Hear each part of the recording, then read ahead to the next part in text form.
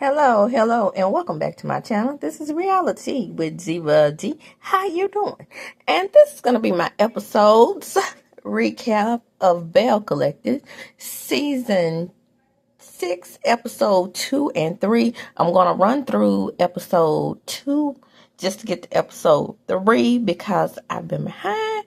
Your girl has been a cheer mom, and baby, when I tell you, even in Pee Wee League cheer, it keeps you busy. Plus piano and violin. Child, don't get me started. But here we go. And I don't have a village, and that's the truth. So the episode opens up, and let's get on into episode 2. The episode opens up, and we have Letitia, and Letitia is in full Letitia Pearson enterprise mode, baby. She is talking to her clients, and it's a client that she is performing bail bondsman services for. And like I said before, if you want Mississippi on Mississippi talent, telling you about the Mississippi talent, here I am. Find me. Look me up. I know that there are other Mississippians out there, but I am trying to be fair and more balanced with these ladies because I do and have been aware of what Letitia has done prior to her coming on the show. Because everybody, what does Letitia do? What does she do? What does she do? Now, Letitia gets on my nerves. Don't get it twisted. But as far as her employment goes, I've always known that she was a bail bondsman / paralegal / brunch for the state of Mississippi. She does brunch for the state of Mississippi. I know ladies who have been to her. I've said this in the past. I mean, I'm not sure why is there still this rumor out here that we don't know what she does. I mean, come on. She may not be, and may have not been as well known as locally as Latrice and TAMBRA were, but I say again, she was smart enough to get this group together. How about that? And then she's meeting with Carrie. Miss Carrie, babe. Why can't I help but say that?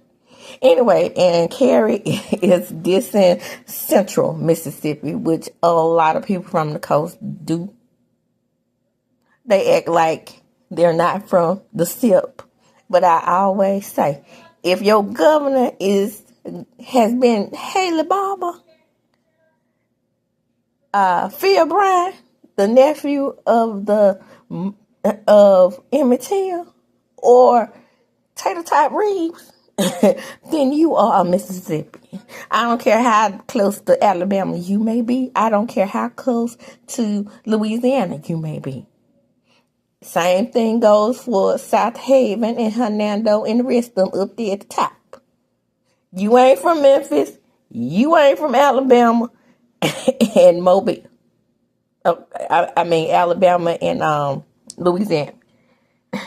If your address say Gulf Coast, Gulfport, Biloxi, or past Christiana, or any of the rest of them down there, you from the city. And let's keep it on moving. So they're just catching it up. They're just catching up, and here she comes with that pump. Y'all, I ain't want to be talking about nobody's hair because I don't know how to do my own hair at all. I probably should have started wearing wigs since I got my job, but I've been walking around with my 2-strand twist. Ain't nobody ashamed. Because your girl is natural and your girl is proud of her African heritage. But, Carrie. And I don't like the way Carrie dressed. I don't like the whole her being Akeisha 2.0. Husband in sports. One was a football player, one was a baseball player. I don't think this is a coincidence. Bricks and spoons, bricks and house. So similar. By the way, I do like when Letitia calls herself a Jill of all trades. I thought that was cute. And Carrie, what are you doing? Running all up in behind Marie and her business. What is this? What is this about? Is that what you supposed to latch on to as your storyline, girl? Go on somewhere with it. In the next scene, we have S with the mess and Marie. That's boy. When my channel was growing and doing better, that S used to always support me on Twitter when I say something. She'd be so tickled at what I say about her and her messy behavior. But anyway, Essie is going through something. Yes, for the content creators that who don't know why she's having a lung transplant, her and Marie both have lupus. And that's why she needs a lung transplant. Now, Marie is ready to quit, y'all. She's ready to retire. There's nothing wrong with retirement. I'm not mad at her. Now, a lot of people have been tripping about Marie and her business ownership and why is she driving a Nissan Altima. Now, first of all, I really know that this can't be true, that people still believe she was driving that van because that's her van. She has a fleet of those vans. Those are work vans. I thought people understood that that's, I don't know about the rest of the country, but if you know anything about mental health, around here in Mississippi, all the mental health facilities carry the patients around in white vans. Y'all know about mental health, at least something about it, right? I'm pretty sure y'all have seen the white vans near your mental health facility.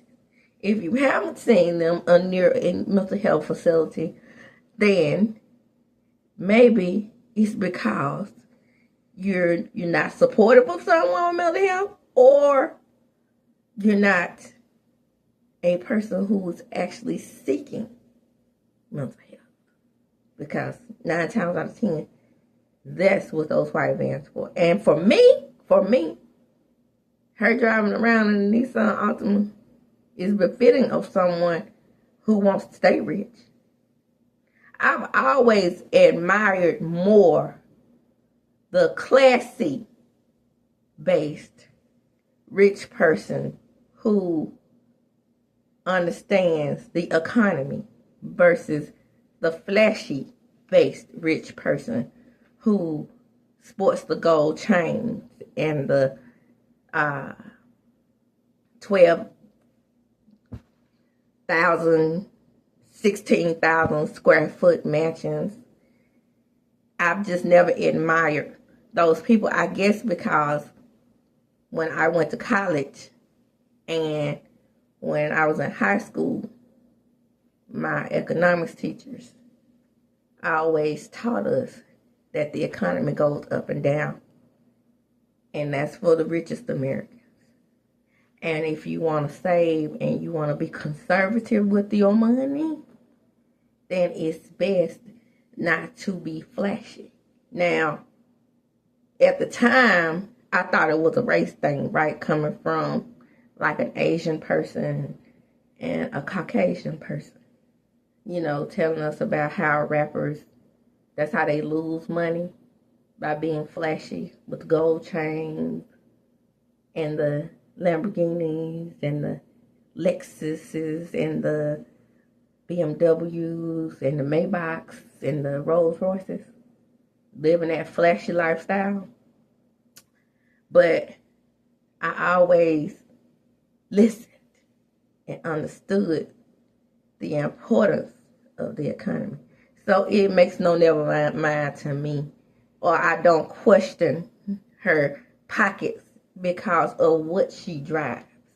Because I've seen Marie's salon, darling, and it's high end and upscale over there in Dogwood Festival, honey, in the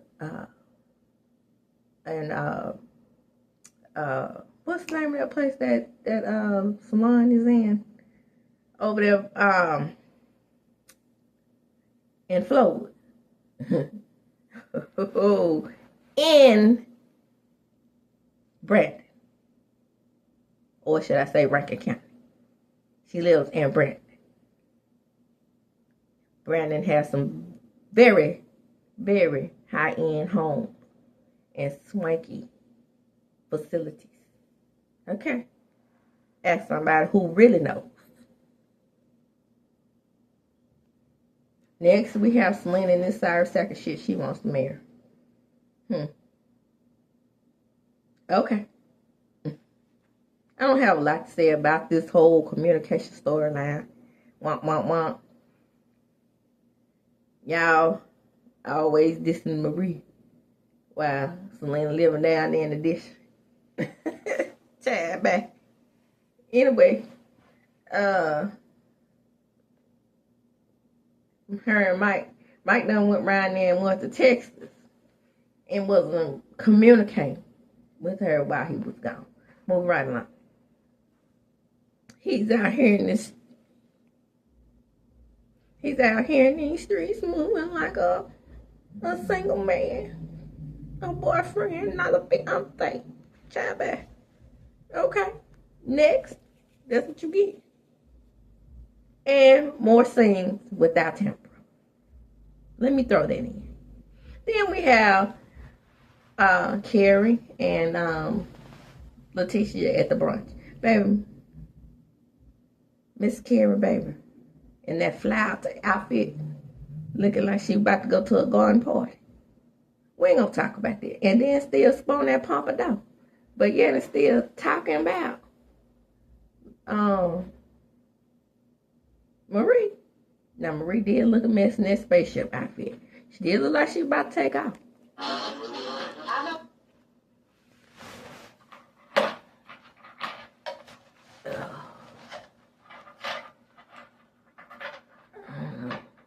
Get it in.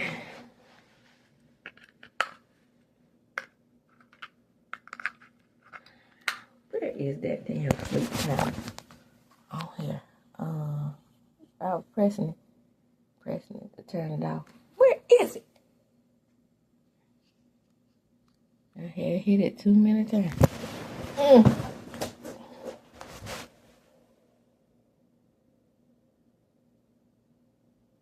Where is it?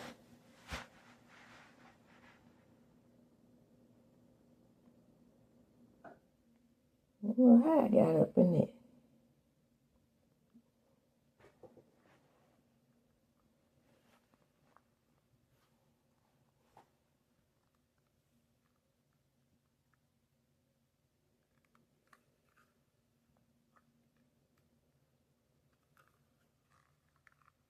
I guess there's more to do to it.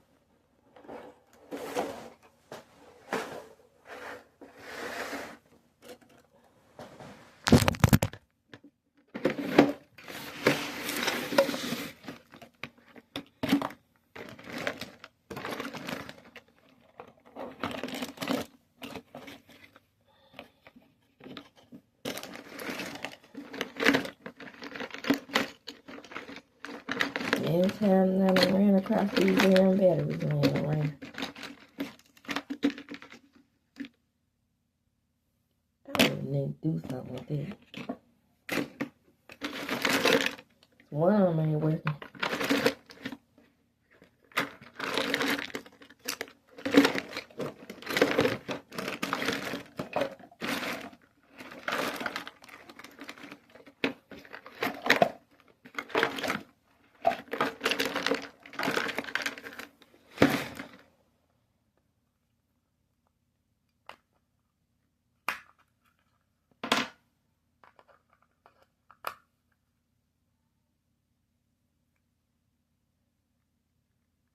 Oh, what?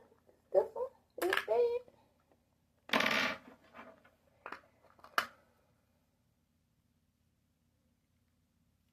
Oh, yeah.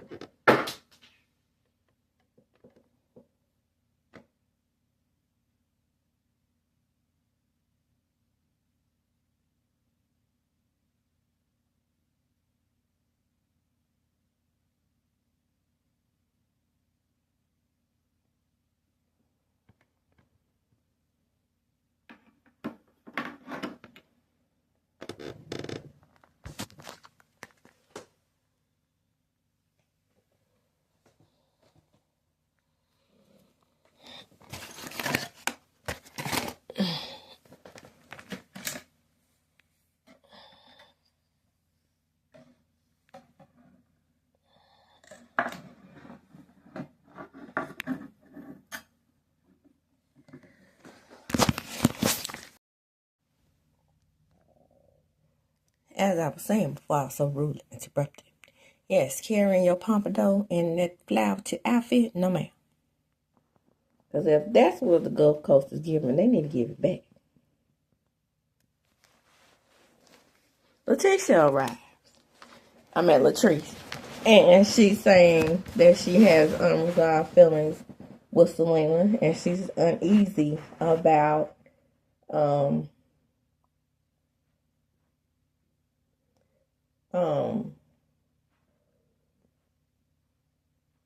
the DMs that Glenn has been sending Amanda.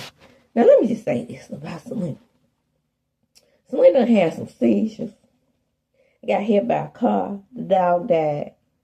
And all these things that happened to her. You think she won't work down to the bar with her in the car to be at? No. I know this about Latrice. She's quite selfish. I've been saying that since last season.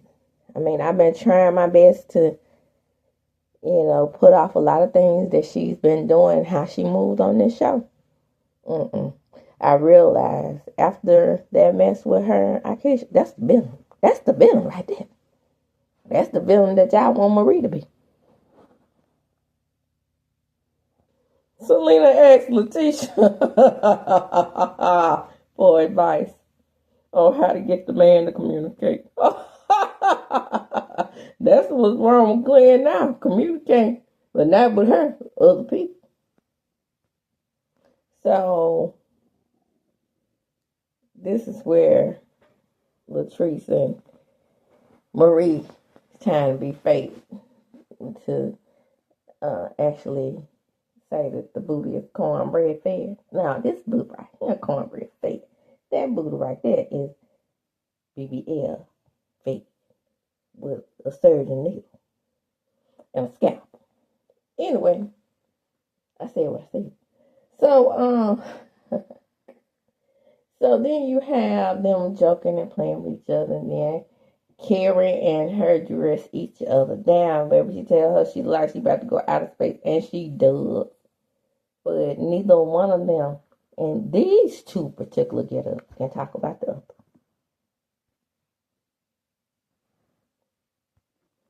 So now it's time to go complain about communication to the twins and Sanjay. Next. They just tell their mama they want to be happy. Whatever.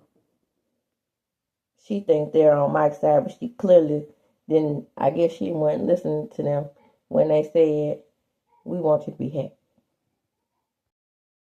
So now we get to Marie and Martin. Marie says it's time for her and Martin to have a little talk. So they have a little talk, and Martin is just so happy and enamored with Marie. But he went all the way across the pond and he didn't say nothing to her. She picked him up from the airport and he decided that he was going to ghost her. That's why the word on the street is, and I believe the word on the street is that he went around there back to that white lady down in Germany. So she decides to break up with him. Now for me, in this whole Marie thing, I'm definitely on Martin's side. I know she breaks up with him, but we settled down to living down at his barbershop house, in his mismatched house with the barbershop and the bad food, and she talks to him and chooses him. Baby, you go on to something new. Now, if you want to play down in the playground with old Teddy Bear, then do that. But I think, even though the man ghosted you, I think that you should have explored what was going on with him and not this whole, I'm back with him because he had a tragedy. And we ain't really sure about that man's sexuality. Now let's move on to episode 3. So we're down to the taste. Oh, what a beautiful establishment that is. I'm still on the fence about going because I don't like the way Latrice is moving on the damn show. It's keeping me out that damn restaurant. But anyway, while we down here, we see the bartender. The bartender that says she was allegedly hit in the chest by Cliff. I'm surprised Latrice is understanding about Selena being at the hospital with her baby having a baby child, because you know how she was with her down there taking care of herself with her back issues and her dog dying and her having seizures by not coming to that restaurant and being the barmaid or whatever she wanted to be.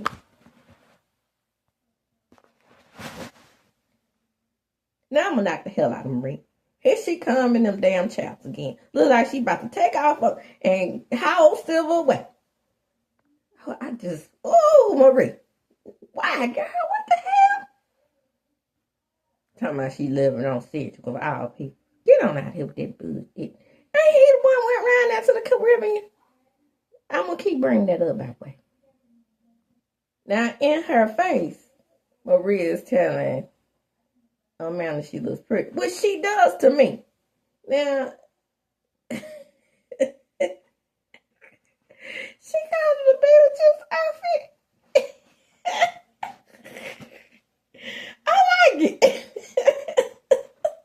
But the damn thing got a whole shoulder and a whole collar on her shoulder. I think I like it because it's unique. Beetlejuice, though, that's hilarious. But I just got them talking about you in the chaps. So, I mean, potato. Well, according to Latrice, she's uncomfortable. She's uncomfortable about Glenn and him DMing her bestie. Child, bye. You're not uncomfortable.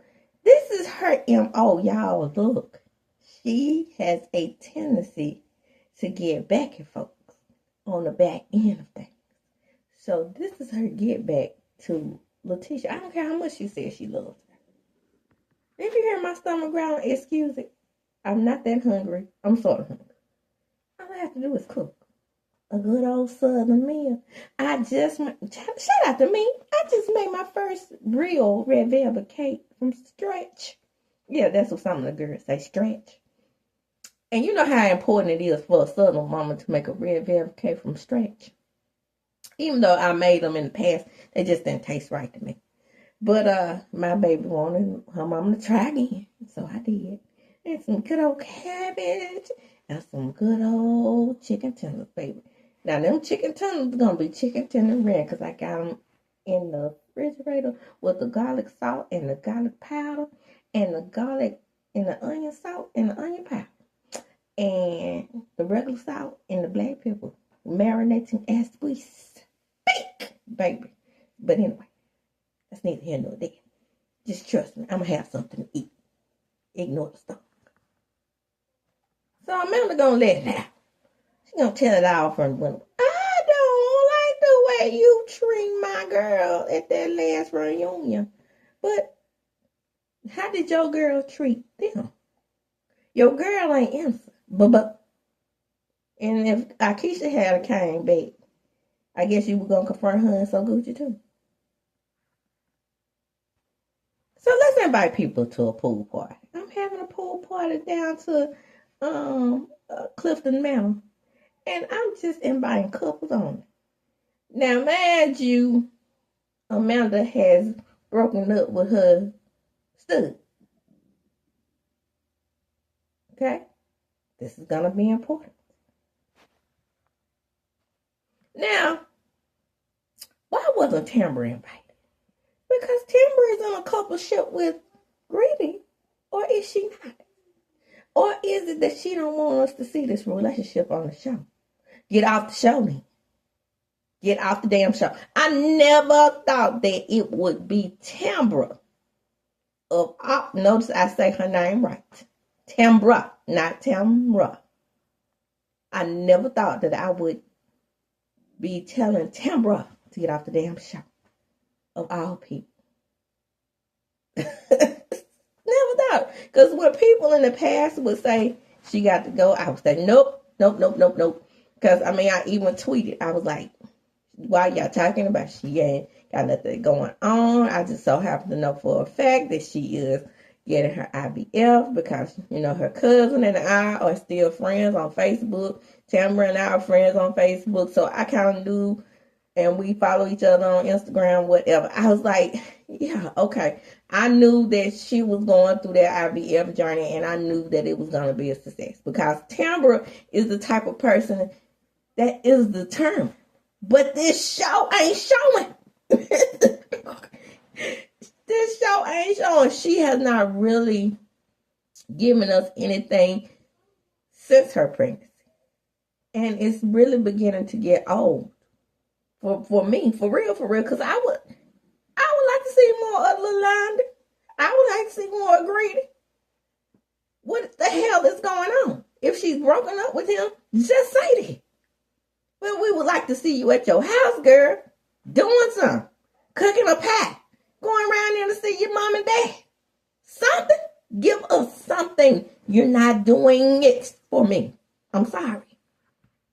And this is the only show that I've ever seen a real cast member that's able to give this. Now, Giselle and Ashley don't give nothing down there around to the Potomac either. But we see Giselle cooking down to the Ronald McDonald house. And then we see the big forehead, Kay Arnold, stirring up her next move in her house, in the playground, with her little minions, cheering, coming up with her next devious scheme in her mega mind. But none of this goes on with TAMBRA. I don't get it. How is this possible? This is the second episode in a row. Because I'm watching them back to back. How? Sway? How? Maureen talking to Amanda. Are you open to dating a man again? Well, I'm getting my feet wet, girl. I'm just dipping my body in the water. That's what it's called dating. You got to date around. Girl, it must be nice to be bisexual. Because, baby, you can pick and choose. You can throw the women away, throw them out to the water. Like a catch and release. And you can do the same thing with the men. Ooh, to live that life. So, Carrie, of all people, around there inviting people down to the workout space. Now, I don't know if Marie got her PhD at Jackson State or not. Or I don't know where she got her bachelor or master. Exactly. But I do know that if my memory is serving me correctly, she was a dancer in high school. I wonder where Marie went to high school with. I don't remember her saying. So where did Marie live? Marie, she lived in West Jackson. And what vibes am I getting from her? I'm getting Jim Hill, Provine vibes. Now this is something that I learned living in Jackson. The girls, for some reason, give off a vibe as to where they went to school.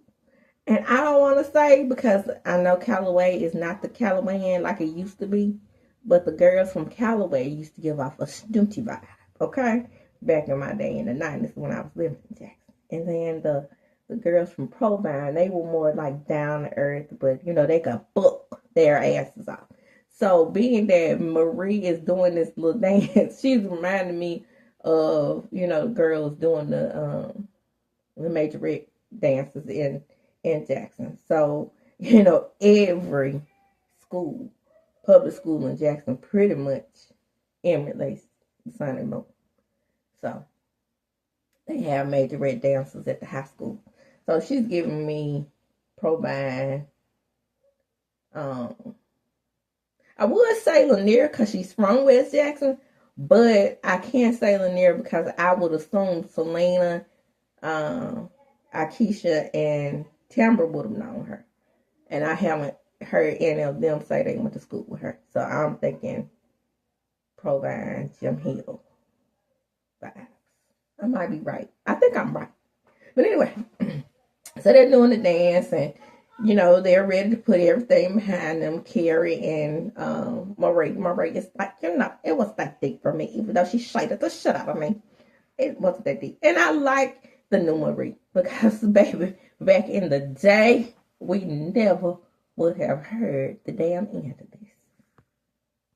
Now, here's the difference between Akeisha Part 1 and Akeisha Part 2. Akeisha Part 2 is not the donut type. And I feel like through the TV that Akeisha Part 1 loved her some Big Willie style. But I'm not saying that Carrie doesn't love her husband. She's not the donut type. She just admitted that. And I believe her. You know, she's really into getting these restaurants popping. And she's thinking about opening up another location. And that's what's going on with her. And her husband is feeling neglected. Now, you know what they say about the men who, when they feel neglected. Not that I care. I couldn't care less about a man who feels neglected. Because we all doing it these days. She's giving. He's getting.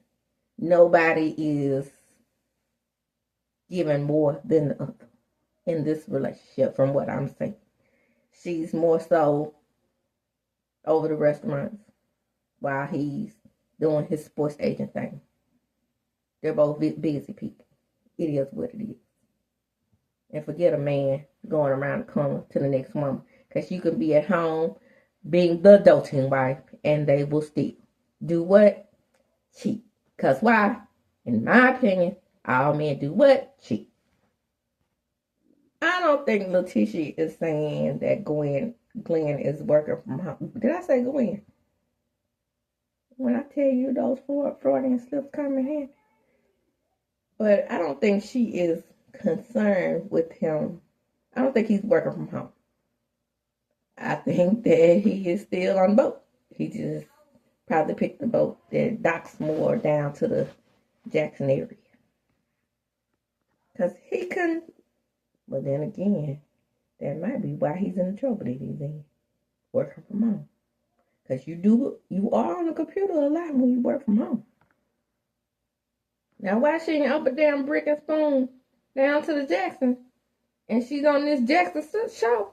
I don't know. But I'm now trying to figure out what the hell is Carrie's connection to Jackson besides just being from Mississippi and a businesswoman. What a coincidence. They're high school sweethearts. But I'm not talking about that. He actually looks like that professional baseball player turned actor that played on Being Mary Jane. Don't ask me what his name is. I don't know, and I'm not going to look it up. But you know who I'm talking about if you watch Being Mary Jane. They have 3 beautiful children. Yes, they do. Those kids are so cute. Set of twins and one born a year later. So she's just been busy doing the mom thing and children thing, and it's becoming overwhelming because hubby wants his time. Now the lady is getting prepared for Selena's event, and she tells Carrie tells her husband about the event that's coming up. But before that, we have the scene with Glenn and TISHA. Now, fast forward to the future. According to TISHA, she had no idea that this thing was about to happen, that's going to happen. But let's get on to the event, because we're not going to even entertain Glenn and TISHA as no damn marriage counselors or no marriage coaches. We're not going to do that. Not over here. Not on this channel. Yeah, go around there and let Boosie and the brunch queen teach that to somebody else. But I know it's bullshit, so we ain't gonna even entertain it. Same thing with them two in that damn communication. We gave up JJ and So Gucci for this. Yeah, I'm gonna keep on bringing that up. So we get to the event, which is a beautiful affair. Everybody on the cast that's panelists talk about their experiences with grief. And child, I was bawling. I can't even lie. I lost my best friend. My best friend of 43 years. Will I ever get over that? Probably not. Lost my children's father. My mom. Baby, no. This right here told your girl up. When I tell you I was torn up. So I can't. Yeah, I can't. But, you know, with Selena losing her son, I knew about her losing her son in such a disastrous manner. You know, probably them really just not knowing what happened, just having him just being taken from the face of the earth out the blue. I can definitely empathize with her on that. And sympathize. The same thing with Latrice, but then she said Latrice, she finds her way to be selfish, right? Because even though her brothers were like father figures to her, she hasn't had a child. So when Selena said, being that I lost my child, it was like nothing else that I've ever experienced. She said the same thing in regards to losing a sibling. Losing a sibling is like no other grief that you have. I think it's the other way around. Even though we're not comparing nobody's grief, I'm just saying, when you're a mom and you lose a child, it is, to me, there is levels to it. And I think that losing a parent and a child is devastating, beyond words. But she says it's like no other grief. That's because she don't have no kids. But then they all talk about somebody they lost. Glenn talks about his grandma, and because his grandma was like a mother to him. And then, that's why he's the way he is now. We have got to quit. I'm going to keep saying it no matter how many times. We have got to quit making these black men out to be infants. We got to. Because this is the type of shit we get. Then, clear. Been knowing that Latrice lost her husband. Her brothers. Well, he the husband. There I go with the Freudian slips again. Knowing that she lost her brother. Now,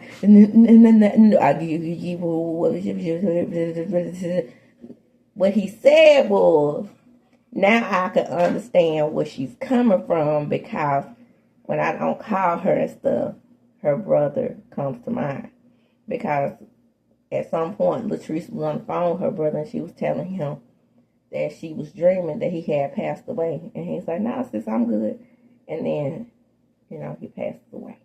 So that's another reason why Latrice, I agree with Cliff, why she's overprotective for him, but she's also very jealous and insecure as well. So those things going hand in hand with her. Secret keeps me fresh for those long. Same thing with Selena and Mike.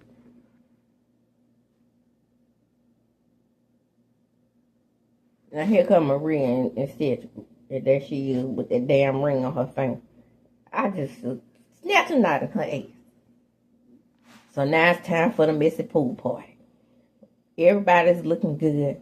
Here's Latrice getting ready for the pool party. And she knows what she about to do. So she got somebody there, that's going to ask the tough question. But then we get down to this damn messy ass question. Have you ever had anybody that's attracted to somebody in the group? 1, 2, 3. No. That's what Carrie said. And then Glenn is saying no too. And this is where things get sticky, icky, right? Amanda does arrive with a date. It's a stud. Hell, I thought it was her ex-wife. But then we found out that this particular stud is Marie's cousin. Marie didn't mention that the previous stud was her cousin, so I'm guessing that this is a new stud. But if it was couples only, and it's not the ex, it's this new person she's dating, she could have gone ahead and invited TAMBRA and Greedy. But Greedy keeps the baby, right? And works. But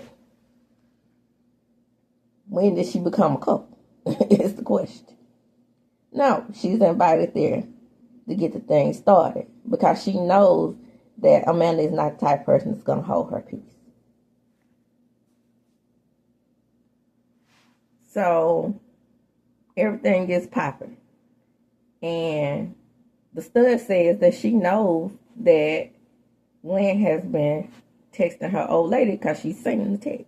Ooh, very sticky. Girl, why is you with a woman that's getting text from a man? Ugh. No, ma'am. So, you're in on it too. You know what's going on. You know what's about to jump off. Everybody knows what's about to jump off except for Letitia. Because I could tell Letitia was surprised. Even though she's a badass actress. Remember when Glenn showed up at the apartment when she was thinking about getting her an apartment? Acting, right? So, more acting.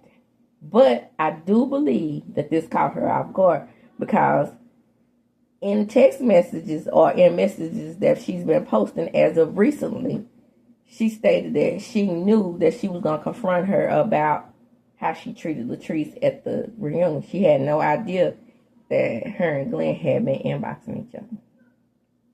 Well, now Letitia wants to know what's going on. The mood changes. And everybody is in an uproar, especially Glenn. And the episode goes off with that. Come on in. Like, comment, subscribe to my channel. It is a to be continued episode. We're going to get what's going on with Amanda and we're going to get deeper. And when Amanda was, let me just say, I watched Millie Sean's interview with Amanda. And Amanda seems like that her and Glenn did more than dip down in the DM. They done kissed, they done hugged, and it really looks like they done slapped uglies or pretties or whatever you want to call. Dick the cool. Ka-choo. And as I do when I close, I'm going to chunk them up. But before I do, I want to invite you in to like, comment, and subscribe to my channel. You all don't know how important that is to the survival of my channel. I am stuck hovering between 1,500 and 2,000 subscribers, then I lose 3. The 3 that I needed to get to 1,500. It's just going backwards for me. So if you could, please get that subscriber counter. Get me at least to 2,000. I think I put out great content. I do.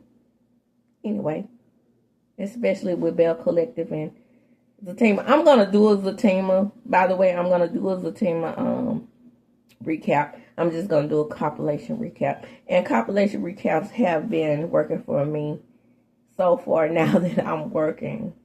Maybe I'll do episode by episode when I get more acclimated into being a working mom. But right now, just ain't. I'm barely able to do episode. You see, I'm doing two on this one. But anyway, come on in. Like, comment, subscribe to my channel. Hit the notification bell where you will be notified when I upload a video. And as I do when I close, I'm going to chunk them up. Deuces.